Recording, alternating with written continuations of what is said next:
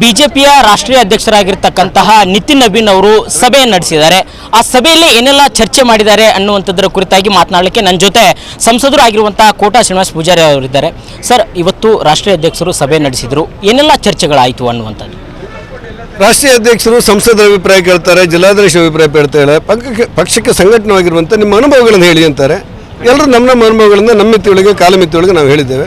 ರಾಷ್ಟ್ರೀಯ ಅಧ್ಯಕ್ಷರು ಪ್ರಥಮ ಬಾರಿಗೆ ಕರ್ನಾಟಕದ ಭಾರತೀಯ ಜನತಾ ಪಕ್ಷದ ಕಚೇರಿಗೆ ಬರುವುದು ಮತ್ತು ನಮ್ಮೆಲ್ಲ ಸಂಸದರನ್ನು, ಶಾಸಕರನ್ನು ಮತ್ತು ಪಾರ್ಟಿಯ ಪ್ರಮುಖರನ್ನೆಲ್ಲ ಕರೆದು ಅವರಿಗೆ ಮಾರ್ಗದರ್ಶನವನ್ನು ಕೊಡುವುದು, ಅವ್ರ ಜೊತೆಯಲ್ಲಿ ಅನುಭವಗಳನ್ನು ಹಂಚಿಕೊಳ್ಳುವುದು, ಪ್ರತಿಪಕ್ಷವಾಗಿ ನೀವು ಸಮರ್ಥವಾಗಿ ಕೆಲಸ ಮಾಡಿದಾಗ ಹೆಚ್ಚು ಜನರಿಗೆ ಅನುಕೂಲ ಆಗುತ್ತೆ ಅಂತ ಹೇಳುವುದು. ಒಟ್ಟಾರೆ 28ರ ಚುನಾವಣೆಯಲ್ಲಿ ಭಾರತೀಯ ಜನತಾ ಪಕ್ಷದ ರಾಷ್ಟ್ರಭಕ್ತರ ತಂಡವೊಂದು ಇಲ್ಲಿ ಅಧಿಕಾರ ಸೂತ್ರ ಹಿಡಿಯಲಿಕ್ಕೆ ಏನೇನು ಮಾರ್ಗದರ್ಶನ ಬೇಕು ಅದನ್ನೆಲ್ಲವನ್ನು ಮಾಡಿದ್ದಾರೆ. ಅವರ ಮಾತು ನಮಗೆ ಅತ್ಯಂತ ಪ್ರೇರಣಾದಾಯಿಯಾಗಿದೆ. ಸಾಮಾನ್ಯ ಕಾರ್ಯಕರ್ತರಿಂದ ಪ್ರಾರಂಭವಾಗಿ ರಾಜ್ಯ ಅಧ್ಯಕ್ಷರವರೆಗೆ ಅವರ ಭೇಟಿ ನಮಗೆ ಖುಷಿ ಕೊಟ್ಟಿದೆ. ಸರ್, ಪಕ್ಷದ ವಲಯದಲ್ಲಿ ಕೆಲವು ರೆಬಲ್ ನಾಯಕರು ಹೇಳಿಕೆಗಳನ್ನು ಕೊಡುವಂಥದ್ರ ಮುಖಾಂತರ ಪಕ್ಷಕ್ಕೆ ಮುಜುಗರ ಉಂಟಾಗುವಂತಹ ಒಂದಿಷ್ಟು ಹೇಳಿಕೆಗಳು ಕೊಡ್ತಾ ಇದ್ದಾರೆ. ಅದ್ರ ಬಗ್ಗೆ ಏನೆಲ್ಲ ಚರ್ಚೆ ಆಯಿತು, ಏನು ಸೂಚನೆ ಕೊಟ್ಟರು ಅನ್ನೋದು? ಪಕ್ಷದ ಒಳಗಿದ್ದವರು ಯಾರು ರೆಬೆಲ್ ಹೇಳಿಕೆ ಕೊಟ್ಟದ್ದು ನಾನು ಇಲ್ಲಿವರೆಗೆ ಕೇಳಿಲ್ಲ. ಅಲ್ಲೆಲ್ಲ ಗುಡುಗು ಸಿಡ್ಡುಗಳು ಬಂದರೆ ಮಳೆ ಬಂದ ತಕ್ಷಣ ಅದು ತಣ್ಣಗಾಗುತ್ತೆ, ನಮ್ಮಲ್ಲಿ ಏನು ತೊಂದರೆ ಇಲ್ಲ. ಒಂದು ರಾಜಕೀಯ ಪಕ್ಷವಾಗಿ ಅತ್ಯಂತ ವ್ಯವಸ್ಥಿತವಾಗಿ ಬೂತ್ ಮಟ್ಟದಲ್ಲಿ, ಶಕ್ತಿ ಕೇಂದ್ರ ಮಟ್ಟದಲ್ಲಿ, ಮಹಾಶಕ್ತಿ ಕೇಂದ್ರ ಮಟ್ಟದಲ್ಲಿ, ಮಂಡಲ ಮಟ್ಟದಲ್ಲಿ, ರಾಜ್ಯ ಮಟ್ಟದಲ್ಲಿ ಪರಿಣಾಮಕಾರಿಯಿಂದ ಕೆಲಸ ಮಾಡ್ತಾ ಇದ್ದೇವೆ. ಒಂದು ರಾಜಕೀಯ ಪಕ್ಷ ಎಷ್ಟು ಸಂಘಟಿತವಾಗಿ ಕೆಲಸ ಮಾಡ್ತಾ ಇದೆ ಅಂತ ಹೇಳಿದ್ರೆ, ರಾಜ್ಯದ 224 ವಿಧಾನಸಭಾ ಕ್ಷೇತ್ರದಲ್ಲಿ ಪ್ರಶಿಕ್ಷಣ ಮಾಡಿ ಒಬ್ಬ ಕಾರ್ಯಕರ್ತನ ಜವಾಬ್ದಾರಿ, ಹೊಣೆಗಾರಿಕೆ, ಕರ್ತವ್ಯ ಮತ್ತು ಅದಕ್ಕೆ ಮಾರ್ಗದರ್ಶನ ಕೊಡಲಾಗಿದೆ ಪ್ರಶಿಕ್ಷಣದ ಮೂಲಕ.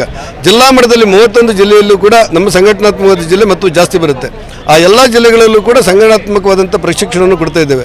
ಎಷ್ಟೊಂದು ಅರ್ಥಪೂರ್ಣವಾಗಿ ಪ್ರಶಿಕ್ಷಣ ನಡೆದಿದೆ ಅಂತ ಹೇಳಿದರೆ, ಭಾರತ ದೇಶದಲ್ಲಿ ಮತ್ತು ಬಿಜೆಪಿಯನ್ನು ಹೊರತುಪಡಿಸಿ ಮತ್ತೊಂದು ರಾಜಕೀಯ ಪಕ್ಷಕ್ಕೆ ಈ ಪ್ರಶಿಕ್ಷಣ ಮಾಡಲಿಕ್ಕೆ ಸಾಧ್ಯ ಇಲ್ಲ ಅನ್ನೋ ಮಟ್ಟಿಗೆ ಉತ್ತಮವಾಗಿ ನಡೆದಿದೆ. ಆ ಹಿನ್ನೆಲೆಯಲ್ಲಿ ಪಾರ್ಟಿ ಸಂಘಟನಾತ್ಮಕವಾಗಿ ಬೆಳೀತಾ ಇದೆ. 28ಕ್ಕೆ ಮತ್ತೆ ಅಧಿಕಾರದ ಸೂತ್ರವನ್ನು ನಾವು ಹಿಡಿತೇವೆ. ಸರ್, ರಾಷ್ಟ್ರಾಧ್ಯಕ್ಷರು ಬಂದರು, ಬಿಜೆಪಿಯ ರಾಜ್ಯಾಧ್ಯಕ್ಷರು ಬದಲಾವಣೆ ಆಗ್ತಾರೆ ಅಥವಾ ವಿಜೇಂದ್ರ ಅವರೇ ಮುಂದುವರಿತಾರೆ, ಈ ಬಗ್ಗೆ ಏನು ಚರ್ಚೆ ಆಯಿತು ಅನ್ನುವಂಥದ್ದು? ಈ ಸಾರ್ವಜನಿಕ ಸಭೆಯಲ್ಲಿ ಇದೆಲ್ಲ ಚರ್ಚೆ ಆಗ್ತಾ ಇಲ್ಲ. ಒಂದು ರಾಜ್ಯಾಧ್ಯಕ್ಷರ ಚುನಾವಣೆ ಅನ್ನೋದು ಪಾರ್ಟಿ ಸಂಘಟನೆ ಒಂದು ಭಾಗ.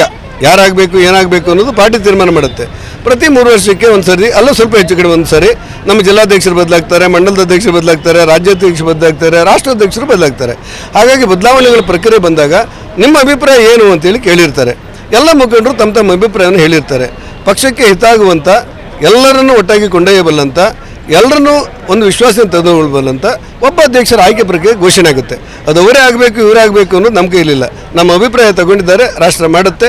ಯಾರೇ ಅಧ್ಯಕ್ಷರು ಮಾಡಿದರೂ ಕೂಡ ಪ್ರತಿ ಕಾರ್ಯಕರ್ತರು ಪ್ರೀತಿಯಿಂದ ಸ್ವಾಗತ ಮಾಡ್ತೇವೆ. ಸರ್, SIR ಕುರಿತು ರಾಜ್ಯ ಕಾಂಗ್ರೆಸ್ ಸರ್ಕಾರ ಕಳವಳ ವ್ಯಕ್ತಪಡಿಸ್ತಾ ಇದೆ. ಎಲ್ಲೋ ನೈಜ ಮತದಾರರ ಪಟ್ಟಿ ಕಡಿತ ಆಗುತ್ತೆ ಅನ್ನುವಂಥ ಆತಂಕ ಸೃಷ್ಟಿ ಮಾಡಿ ಒಂದು ಕಡೆ ಈಗ ಇವತ್ತು ಸಭೆ ಕೂಡ ನಡೆಸ್ತಾ ಇದ್ದಾರೆ. ಸರ್, ಒಂದು ರಾಜಕೀಯ ಪಕ್ಷ ಒಂದು ಸರ್ಕಾರದ ನಿರ್ಧಾರದ ಬಗ್ಗೆ ಚರ್ಚೆ ಮಾಡಿದರೆ ತಪ್ಪಿಲ್ಲ.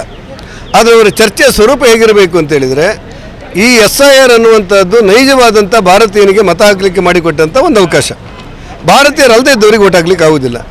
ಒಂದು ಮನೆಯಲ್ಲಿ ಒಬ್ಬ ತಂದೆಗೆ 30 ಜನ ಮಕ್ಕಳ ಹೆಸರಲ್ಲಿ ಓಟ್ ಹಾಕ್ಲಿಕ್ಕೆ ಆಗೋದಿಲ್ಲ.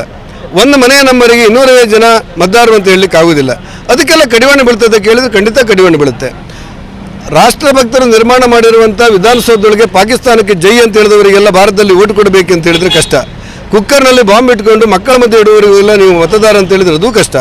ಆದರೂ ಕೂಡ ಭಾರತೀಯರೆಲ್ಲರಿಗೂ ಕೂಡ ಮುಕ್ತವಾದಂಥ ಓಟುಗಳನ್ನು ಕೊಡಲಿಕ್ಕೆ SIR ನಡೆಯುತ್ತೆ. ಯಾವುದಕ್ಕೋಸ್ಕರ ಅವರಿಗೆ ಅನುಮಾನ ಇದೆ ನಮ್ಗೆ ಗೊತ್ತಿಲ್ಲ. ಅವರ ಅನುಮಾನಗಳು ವಿನಾಕಾರಣ ಗೊಂದಲ ನಿರ್ಮಾಣ ಮಾಡಲಿಕ್ಕಿದ್ರೆ ಈ ಮೂಲಕ ಅವ್ರಿಗೆ ಹೇಳ್ತಾ ಇದ್ದೇವೆ, ನೀವು ಅನುಮಾನ ಪಡಬೇಕಾಗಿಲ್ಲ. ಕಾಂಗ್ರೆಸ್ಸಿಗರೂ ಸೇರಿದಂತೆ ನೈಜ ಭಾರತೀಯರೆಲ್ಲರಿಗೆ ಮತ ಹಾಕಲಿಕ್ಕಿರುವಂಥ ಮುಕ್ತವಾದಂಥ ಅವಕಾಶವೇ SIR, ಅದನ್ನು ಮಾಡ್ತಾ ಇದ್ದೇವೆ. ಇದಿಷ್ಟು ಸಂಸದರಾಗಿರ್ತಕ್ಕಂಥ ಕೋಟಾ ಶ್ರೀನಿವಾಸ ಪೂಜಾರಿ ಅವರ ಮಾತಾಗಿತ್ತು. ಕ್ಯಾಮರಾ ಪರ್ಸನ್ ಶಿವ ಜೊತೆ ಬಸವರಾಜ್ ಜುಗಾರ್, ರಾಜ್ ನ್ಯೂಸ್, ಬೆಂಗಳೂರು.